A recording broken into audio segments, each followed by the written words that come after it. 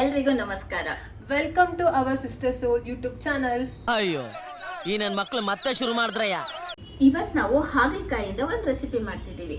Simple ಆಗಿರೋ recipe, ಆದ್ರೆ taste ಮಾತ್ರ ಸಕ್ಕದಾಗಿರುತ್ತೆ. ಆಯ್ತು, ಆಮೇಲೆ ಸೊ ಇವಾಗ ಹಾಗಲಕಾಯಿಗೆ ಬೇಕಾಗಿರುವ ಸಾಮಗ್ರಿಗಳನ್ನ ನೋಡ್ಕೊಂಡ್ ಬರೋಣ ಬನ್ನಿ. ಸೊ ಇವಾಗ ಹಾಗಲಕಾಯಿಗೆ ಬೇಕಾಗಿರುವ ಮೇನ್ ಸಾಮಗ್ರಿ ಏನಂದ್ರೆ ಹಾಗಲಕಾಯಿ, 2 ಚಿಕ್ಕ ಗಾತ್ರದ ಈರುಳ್ಳಿ, ಮತ್ತೆ ಕರಿಬೇವು, ಖಾರದ ಪುಡಿ, ಮತ್ತೆ ಚಿಕನ್ ಮಸಾಲ, ಉಪ್ಪು, ಅರಿಶಿನ, ಒಂದು ಲಿಂಬೆಹಣ್ಣು ಗಾತ್ರದಷ್ಟು ಹುಣಸೆಹಣ್ಣು, ಹಾಗೆ ರುಚಿಗೆ ತಕ್ಕಷ್ಟು ಬೆಲ್ಲ. ನಾವು ಸ್ಟಾರ್ಟ್ ಮಾಡೋಕ್ಕಿಂತ ಮುಂಚೆ ಗ್ಯಾಸ್ ಅಂಟಿಸ್ಕೊಂಡು ಒಂದೊಂದು ಚಿಕ್ಕ ಬಾಣಲೆ ಇಟ್ಬಿಡೋಣ. ಓಕೆನಾ? ಓಕೆ, ಒಂದು ಚಿಕ್ಕ ಬಾಣಲೆ ಇಟ್ಬಿಡೋಣ. ಇದಕ್ಕೆ ಸ್ವಲ್ಪ ಎಣ್ಣೆ, 1 ಸ್ಪೂನ್ ಆಗುವಷ್ಟು ಸ್ವಲ್ಪ ಎಣ್ಣೆ ಹಾಕ್ಕೊಂಡು ಎಣ್ಣೆ ಸ್ವಲ್ಪ ಕಾಯ್ತಾ ಇದೆಯಲ್ಲ, ಈಗ ಈರುಳ್ಳಿ ನಾವು ಕಟ್ ಮಾಡಿ ಇಟ್ಟಿದ್ದೀವಲ್ಲ ಆ ಈರುಳ್ಳಿನ ಕೊಡು. ಸೊ ಎಣ್ಣೆ ಹಾಕಾಗಿದೆ ಗೈಸ್. ಇವಾಗ ಈರುಳ್ಳಿ ಬೇಕಂತ ಈರುಳ್ಳಿ ಕೊಡ್ತೀನಿ. ಹೂ ಸ್ಟಾಪ್ಡ್ ಯು? ನಿಮ್ಮನ್ನ ತಡೆದಿರುವವರು ಯಾರು? ಈರುಳ್ಳಿ ಫ್ರೈ ಆಗ್ತದೆ ಅಲ್ವಾ? ಈರುಳ್ಳಿ ಫ್ರೈ ಆಗ್ತದೆ.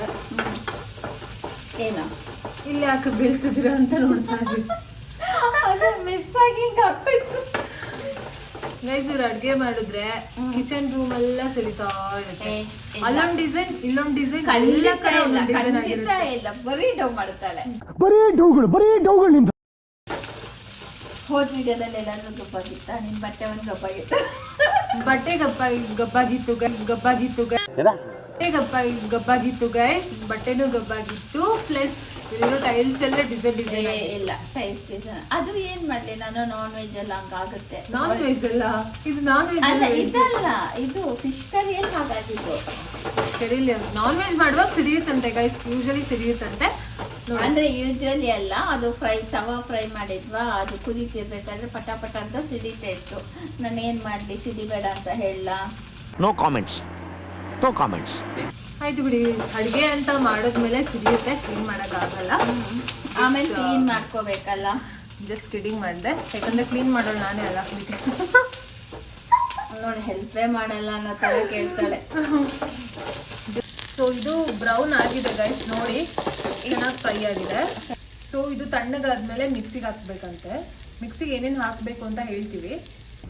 ಈಗ ದೊಡ್ಡ ಬಾಣಲಿ ಇಟ್ಕೊಂಡಿದ್ದೀವಿ. ಸೊ ಈ ಬಾಣಲಿಗೆ ಎಣ್ಣೆ ಹಾಕೊಳ್ಳೋಣ. 1-2 ಸ್ಪೂನ್ ಆಗುವಷ್ಟು ಎಣ್ಣೆ ಹಾಕ್ತಿದ್ದೀನಿ. ಈ ಬಾಣಲಿಗೆ 2 ಸ್ಪೂನ್ ಆಗುವಷ್ಟು ಎಣ್ಣೆ ಹಾಕ್ತಿದ್ದಾರೆ. ಅದು ಸ್ವಲ್ಪ ಕಾದ ಮೇಲೆ, ಸೊ ಇವಾಗ ಬಾಣಲಿಗೆ ಎಣ್ಣೆ ಹಾಕಿದ್ದೀನಿ. ಎಣ್ಣೆ ಕಾಯ್ತಾ ಇದೆ. ಈಗ ನಾವು ಹಾಗಲಕಾಯಿನ ಅದಕ್ಕೆ ಹಾಕಬೇಕು. ಹಾಗಲಕಾಯಿ ಹಾಕೊಂಡು ಫ್ರೈ ಮಾಡಬೇಕಾ? ಹೌದು. ಸೊ ಇದು ನಾನು ರೌಂಡಾಗಿ ಕಟ್ ಮಾಡ್ಕೊಂಡಿದ್ದೀನಿ. ರೌಂಡಾಗೆ ಕಟ್ ಮಾಡಬೇಕು ಅಂತ ಏನೂ ಇಲ್ಲ. ನನಗೆ ರೌಂಡಾಗಿ ಕಟ್ ಮಾಡೋಕ್ಕೆ ಇಷ್ಟ, ಅದಕ್ಕೆ ನಾನು ಕಟ್ ಮಾಡಿದ್ದೀನಿ. ನೀವು ಬೇಕಾದರೆ ಚಿಕ್ಕಾಗಿ ಕಟ್ ಕೂಡ ಮಾಡ್ಕೋಬೋದು. ಸೊ ಇವಾಗ ನಾವು ಈ ಹಾಗಲಕಾಯಿನ ಎಣ್ಣೆಗೆ ಹಾಕ್ಕೊಳ್ಳೋಣ. ಓಕೆ.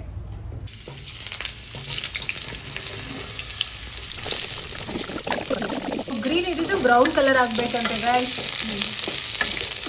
ಚೆನ್ನಾಗಿ ಫ್ರೈ ಮಾಡ್ಕೋಬೇಕು. ಗ್ರೀನ್ ಇದ್ದಿದ್ದು ಬ್ರೌನ್ ಆಗಬೇಕಂತೆ. ನೋಡೋಣ ಹೇಗೆ ಫ್ರೈ ಮಾಡ್ತಾರೆ ಅಂತ. ಫ್ರೈ ಆದಮೇಲೆ ಮತ್ತೆ ತೋರಿಸ್ತೀನಿ ನೋಡಿ. ಫ್ರೈ ಮಾಡ್ತಿದ್ದೀನಿ. ಈ ಕಿವಿಲಿ ಗುಗ್ಗೆ ಪಗ್ಗೆ ಇದ್ರೆ ನೀಟಾಗಿ ಕೇಳೋದೇ ಇಲ್ಲ. ಟಾಂಗ್ ಕೊಡ್ತಾ ಇದ್ದಾರೆ, ಟಾಂಗ್. ಸ್ವಲ್ಪ ಉಪ್ಪನ್ನ ಹಾಕೊಳ್ಳಿ, ನಿಮ್ಮ ರುಚಿಗೆ ತಕ್ಕಷ್ಟು ಉಪ್ಪನ್ನ ಹಾಕೊಳ್ಳಿ. ಯಾಕೆ ಅಂದರೆ ಇದು ಸ್ವಲ್ಪ ಬೇಗ ಫ್ರೈ ಆಗುತ್ತೆ ಉಪ್ಪು ಹಾಕಿದ್ರೆ. ಹಾಗಾಗಿ ಸ್ವಲ್ಪ ಉಪ್ಪು ಹಾಕ್ಕೊಂಡು ಫ್ರೈ ಮಾಡ್ಕೊಳ್ಳಿ. ಸೊ ಇವಾಗ ಈರುಳ್ಳಿ ಫ್ರೈ ಮಾಡಿರ್ತೀವಲ್ಲ, ಅದನ್ನು ನಾವು ಮಿಕ್ಸಿಗೆ ಹಾಕೋಬೇಕು. ಬರೀ ಈರುಳ್ಳಿ ಮಾತ್ರ ಹಾಕೋತಾ ಇದ್ದೀವಿ.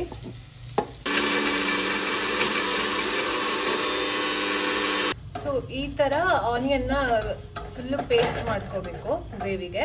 ಈಗ ಇದ್ರದ್ದು ಕಲರ್ ಚೇಂಜ್ ಆಗಿದೆ, ಹಾಗಲಕಾಯಿದು ಫುಲ್ ಕಲರ್ ಚೇಂಜ್ ಆಗಿದೆ ಅಲ್ವಾ? ಈ ಟೈಮಲ್ಲಿ ನಾವು ಸ್ವಲ್ಪ ಅರಿಶಿನ ಹಾಕೋಬೇಕು. ಹಾಗೆ ಸೊ ಅರಿಶಿನ ಹಾಕಿದ್ಮೇಲೆ ಹೀಗೆ ಮಿಕ್ಸ್ ಮಾಡ್ಕೊಳ್ಳಿ ಚೆನ್ನಾಗಿ. ಅಚ್ಚ ಖಾರದ ಪುಡಿ ಹಾಕ್ತಾ ಇದ್ದೀನಿ ನಾನು ಆಲ್ಮೋಸ್ಟ್ 1.5 ಸ್ಪೂನ್ ಆಗುವಷ್ಟು ಅಚ್ಚ ಖಾರದ ಪುಡಿ ಹಾಕಿದ್ದೀನಿ. ಹಾಗೆ 1 ಸ್ಪೂನ್ ಹಾಕುವಷ್ಟು ನೀವು ಗರಂ ಮಸಾಲೆ ಯೂಸ್ ಮಾಡ್ಕೋಬೋದು ಅಥವಾ ಚಿಕನ್ ಮಸಾಲ ಕೂಡ ಯೂಸ್ ಮಾಡ್ಬೋದು. ನಾವಿಲ್ಲಿ ಚಿಕನ್ ಮಸಾಲಾನ ಯೂಸ್ ಮಾಡ್ತಾ ಇದ್ದೀವಿ.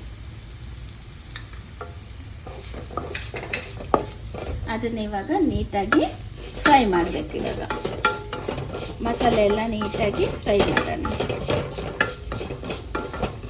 ಏನಂತ ಹೇಳಿದ್ರೆ ನಾವಾಗಲೇ ತೋರಿಸಿದ್ವಿ ಹುಣಸೆ ಹುಳಿನ. ಸೊ ಅರ್ಧ ಲಿಂಬೆಹಣ್ಣು ಗಾತ್ರದ ಹುಣಸೆ ಹುಳಿನ ನಾನಿಲ್ಲಿ ನೆನೆ ಹಾಕಿದ್ದೀನಿ. ಆ ನೆನೆ ಹಾಕಿರೋ ಇದನ್ನು ಕಿವುಚ್ಬಿಟ್ಟು ಅದಕ್ಕೆ ಸೇರಿಸೋಣ ನಾವು. ಸೊ ಇದು ಇವಾಗೆಲ್ಲ ಫ್ರೈ ಆದಮೇಲೆ ನಾವೇನು ಗರಂ ಮಸಾಲ, ಚಿಕನ್ ಮಸಾಲ, ಖಾರದ ಪುಡಿ, ಅರಿಶಿನ ಎಲ್ಲ ಹಾಕಿದ್ಮೇಲೆ ಫ್ರೈ ಮಾಡ್ಕೋತೀವಲ್ವಾ. ಸೊ ಫ್ರೈ ಆದಮೇಲೆ ಸ್ವಲ್ಪ ಹುಣಸೆ ಹಣ್ಣು ನೆನೆಸಿಟ್ಟಿರ್ತೀವಲ್ಲ ಅದನ್ನು ನಾವು ಹಾಕೋಬೇಕು ಇದಕ್ಕೆ. ಸೊ ಇವಾಗ ನಾನು ಈರುಳ್ಳಿ ಪೇಸ್ಟ್ನ ಕೂಡ ಹಾಕ್ತಾ ಇದ್ದೀನಿ. ಅಂದರೆ ನಾವು ರುಬ್ಬಿರೋ ಈರುಳ್ಳಿ ಪೇಸ್ಟ್ ಮಾಡ್ಕೊಂಡು ಇಟ್ಕೊಂಡಿದ್ವಲ್ಲ, ಸೊ ಅದನ್ನು ನಾವು ಹಾಕ್ತಾ ಇದ್ದೀವಿ. ಸೊ ಅದನ್ನು ನಾವು ಚೆನ್ನಾಗಿ ಫ್ರೈ ಮಾಡ್ಕೋಬೇಕು ಗೈಸ್. ಇವಾಗ ಇದ್ರ ಮಧ್ಯೆ ನಾನು ಕರಿಬೇವನ್ನ ಹಾಕ್ತೀನಿ, ಸ್ವಲ್ಪ ಫ್ಲೇವರ್ ಅಷ್ಟೇ. ಇದ್ರ ಮಧ್ಯಕ್ಕೆ ಕರಿಬೇವು ಹಾಕ್ತಾರಂತೆ. ನಂದೆಲ್ಲಿ ಇಡ್ಲಿ ಅಂತ ಸ್ವಲ್ಪ ಫ್ಲೇವರ್ ಬೇಕಲ್ಲ, ಅದಕ್ಕೆ ಹಾಕ್ತಾ ಇದ್ದೀನಿ. ಸೊ ಕರಿಬೇವು ಹಾಕಿದ್ದಾರೆ. ಕರಿಬೇವು ಹಾಕಿ ಹೀಗೆ ಟೆಕ್ಸ್ಚರ್ ನೋಡಕ್ಕೆ ಸಖತ್ತಾಗಿ ಕಾಣ್ತಾ ಇದೆ. ಯಾಕೆ ಅಂದ್ರೆ ನೀನು ನನಗೆ ಅನ್ನ ಜೊತೆ ಕಲ್ಸ್ಕೊಳಕ್ ಬೇಕಂದೆ ಅಲ್ಲ, ಅದಕ್ಕೆ ನಾನು ಇಲ್ಲಾಂದ್ರೆ ಈರುಳ್ಳಿನ ಫ್ರೈ ಮಾಡಿದ್ರೆ ಡ್ರೈ ಆಗುತ್ತೆ. ಸೊ ಈರುಳ್ಳಿನ ಪೇಸ್ಟ್ ಮಾಡಿ ಹಾಕಿರೋದ್ರಿಂದ ನಿನಗೆ ಅನ್ನಕ್ಕೂ ಕಲಿಸ್ಕೊಂಡು ತಿನ್ಬೋದು, ಆ ಥರ ಬರುತ್ತೆ. ಓಕೆ, ಸೊ ನಾವು ಸ್ವಲ್ಪ ಈರುಳ್ಳಿನ ಪೇಸ್ಟ್ ಮಾಡಿ ಹಾಕಿರೋದಕ್ಕೆ ಗ್ರೇವಿ ಆಗ್ತದೆ ಅಂತೆ. ನಿಮಗೆ ಹಾಗೆ ಬೇಕು ಅಂದರೆ ನೀವು ಈರುಳ್ಳಿನ ಹಾಗೆ ಡೈರೆಕ್ಟಾಗಿ ಹಾಕೊಂಡು ಲೈಕ್ ಊಟದ ಜೊತೆಗೆ ನೆಂಚ್ಕೊಂಡು ತಿನ್ನೋಕ್ಕೆ ಮಾಡ್ಕೋಬಹುದು. ನಮಗೆ ರೈಸಿಗೆ ಬೇಕು ಅಂತ ಹೇಳಿಬಿಟ್ಟು ನಾವು ಈರುಳ್ಳಿನ ಪೇಸ್ಟ್ ಮಾಡಿದ್ದೀವಿ. ಈಗ ಹಾಗಲಕಾಯಿ ಕಹಿ ಇರುತ್ತೆ, ಸೊ ಹಾಗಾಗಿ ಸ್ವಲ್ಪ 1 ಸ್ಪೂನ್ ಆಗುವಷ್ಟು, ನಿಮಗೆ ಜಾಸ್ತಿ ಬೇಕು ಅಂದರೆ ಜಾಸ್ತಿ ಹಾಕೊಳ್ಳಿ ಪರವಾಗಿಲ್ಲ. ಸೊ 1 ಸ್ಪೂನ್ ಆಗುವಷ್ಟು ಬೆಲ್ಲ ಹಾಕ್ಕೊಂಡು ನಾವು ಅದನ್ನು ಯೂಶಲಿ ಹಾಗಲಕಾಯಿ ಕಹಿ ಇರುತ್ತಲ್ಲ, ಸೊ ಹಾಗಾಗಿ ಬೆಲ್ಲ ಹಾಕೋಬೇಕಾ? ಬರೀ ಡೌಗಳು ನಿಮ್ದು. ಇಲ್ಲ ಅಂದರೆ ಕಹಿ ಅಂತ ತುಂಬ ಜನ ತಿನ್ನೋದೇ ಇಲ್ಲ ಅದನ್ನು. ಓಕೆ, ಸೊ ಉಪ್ಪು, ಹುಳಿ, ಖಾರ ಮತ್ತೆ ಸ್ವಲ್ಪ ಬೆಲ್ಲ ಸೇರಿಸಿದ್ರೆ ಅಡುಗೆ ತುಂಬ ಚೆನ್ನಾಗಿ. ಹೌದು, ಹಾಗಲಕಾಯಿ ಗೊಜ್ಜಂತೂ ಸಖತ್ತಾಗಿರುತ್ತೆ. ಓಕೆ, ಓಕೆನಾ? ಸೊ ಇದ್ರ ಮಧ್ಯೆ ನೀವೇನಾದರೂ ಹಾಗಲಕಾಯಿಗೆ ಉಪ್ಪು ಹಾಕಿದ್ರಿ, ಸೊ ಉಪ್ಪು ಕಮ್ಮಿ ಆಯಿತು ಅಂತ ಅಂದರೆ ಅಥವಾ ಅದನ್ನು ನೋಡ್ಕೊಂಡು ಟೆಸ್ಟ್ ಮಾಡ್ಕೊಂಡು ನಿಮ್ಗೆ ಉಪ್ಪು ಬೇಕು ಅಂದರೆ ಹಾಕೋಬೋದು. ಓಕೆನಾ? ಈಗ ನೀನು ಒಂದ್ಸಲ ಟೇಸ್ಟ್ ಮಾಡಿ ನೋಡಿ ಹೇಳು, ಉಪ್ಪು ಬೇಕಾ ಬೇಡವಂತ. ಈಗ ತೆಗೆದನ್ನ ಹಾಕಿಟ್ಟೊಳ್ಳೆ. Why I don't understand. ಇವಾಗ ಇದು ಗೊಜ್ಜು ಆಲ್ಮೋಸ್ಟ್ ರೆಡಿ ಆಗಿದೆ. ನೀವು ಹಾಗಲಕಾಯಿನ ಫ್ರೈ ಮಾಡಬೇಕಾದ್ರೆ ಉಪ್ಪು ಹಾಕಿರ್ತೀವಲ್ಲ, ಸೊ ಒಂದೊಂದ್ಸಲ ನಾವು ಉಪ್ಪು ಹಾಕಿರೋದು ಕಮ್ಮಿ ಆಗಿರ್ಬೋದು, ಇಲ್ಲಾಂದ್ರೆ ಕರೆಕ್ಟಾಗೂ ಆಗಿರ್ಬೋದು. ಈ ಟೈಮಲ್ಲಿ ಒಂದ್ಸಲ ಟೇಸ್ಟ್ ಮಾಡಿ ನಿಮ್ಗೆ ಉಪ್ಪು ಬೇಕು ಅಂದರೆ ಸೇರಿಸ್ಕೊಳ್ಳಿ. ಉಪ್ಪು ಕಡಿಮೆ ಆದರೆ ಉಪ್ಪು ಸೇರಿಸ್ಕೊಳ್ಳಿ ಅಂತ ಹೇಳ್ತಾ ಇದ್ದಾರೆ. ನಾನು ಹೇಳಿದ್ದು ಅರ್ಥ ಆಗಲ್ಲ ಅಂತೀಯಾ?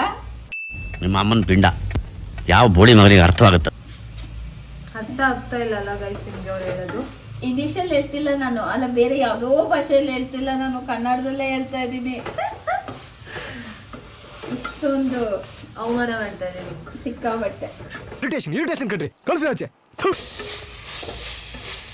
ಈ ಥರ ಗೊಜ್ಜಾಗುತ್ತೆ ನಿಮಗೆ. ಜೋರಾಗಿ ಹೇಳಿ. ಈ ಥರ ಗೊಜ್ಜು ಥರ ಆಗುತ್ತೆ. ನಿಮ್ಗೆ ಸ್ವಲ್ಪ ಗ್ರೇವಿ ಥರ ಬೇಕು ಅಂದರೆ ಒಂದು ಸ್ವಲ್ಪ ನೀರು ಹಾಕಿಬಿಟ್ಟು ಗ್ರೇವಿ ಥರನೂ ಮಾಡ್ಕೋಬೋದು. ಇನ್ನೊಂದು ಸ್ವಲ್ಪ ಗ್ರೇವಿ ಬೇಕು ಅಂದರೆ. ಈಗಿದು ಕಂಪ್ಲೀಟ್ ಆಗಿದೆ. ಸೊ ಹಾಗಲಕಾಯಿ ಗೊಜ್ಜು ರೆಡಿ ಆಗಿದೆ. ಅನ್ನದ ಜೊತೆ ತಿಂದರೆ ತುಂಬ ಚೆನ್ನಾಗಿರುತ್ತೆ ಕಾಂಬಿನೇಷನ್ನು. ಹಾಗಲಕಾಯಿ ಗೊಜ್ಜು ರೆಡಿ ಇದೆ. ಸೊ ನಮ್ಮ ಸಂಜನಾ ಟೇಸ್ಟ್ ಮಾಡಿ ಹೇಳ್ತಾಳೆ ಹೇಗಿದೆ ಅಂತ. ಸೊ ರೆಡಿ ಆಗಿದೆ, ಟೇಸ್ಟ್ ಮಾಡ್ತೀನಿ ಹೇಗಿದೆ ಅಂತ. ಸೊ ಇದು ಬರೀ ಅನ್ನದ ಜೊತೆ ಮಾತ್ರ ಅಲ್ವಂತೆ, ಚಪಾತಿ ಜೊತೆಗೂ ತಿನ್ಬೋದು, ಪೂರಿ ಜೊತೆಗೂ ತಿನ್ಬೋದು, ಚೆನ್ನಾಗಿರುತ್ತೆ ಟೇಸ್ಟು.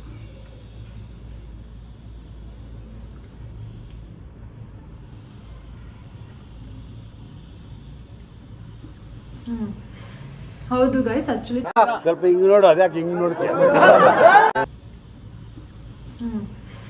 ಹೌದು ಗೈಸ್, ಆ್ಯಕ್ಚುಲಿ ತುಂಬ ಚೆನ್ನಾಗಾಗಿದೆ. ಹಾಗಲಕಾಯಿ ನನಗೆ ಕಹಿ ಬರ್ತಾನೆ ಇಲ್ಲ, ಒಗ್ರೊಗ್ರು ಅಂತ ಅನಿಸುತ್ತೆ ಅಲ್ವಾ, ಅದು ನನಗೆ ಬರ್ತಾನೆ ಇಲ್ಲ. ತುಂಬ ಚೆನ್ನಾಗಿದೆ.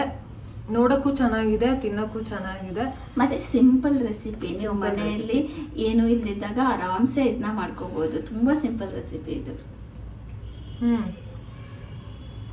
ನೀವೊಂದ್ಸಲ ಟ್ರೈ ಮಾಡಿ, ನಿಮಗೆ ಗೊತ್ತಾಗುತ್ತೆ ನಾನು ಹೇಳೋದಕ್ಕೂ. ನೀವು ಟ್ರೈ ಮಾಡಿದ್ರೆ ನಿಮಗೂ ಗೊತ್ತಾಗುತ್ತೆ. ಬ್ಯಾಚುಲರ್ಸ್ಗೆ ತುಂಬ ಈಸಿ ಇದು ರೆಸಿಪಿ ಮಾಡೋದು. ಮತ್ತೆ ಕಹಿ ಬರಲ್ಲ, ಟೇಸ್ಟ್ ಸಖತ್ತಾಗಿರುತ್ತೆ, ತುಂಬ ಚೆನ್ನಾಗಿದೆ. ಟೇಸ್ಟ್ ಮಾಡ್ತೀರಾ? ಇರ್ತೀನಿ ನೋಡಿ.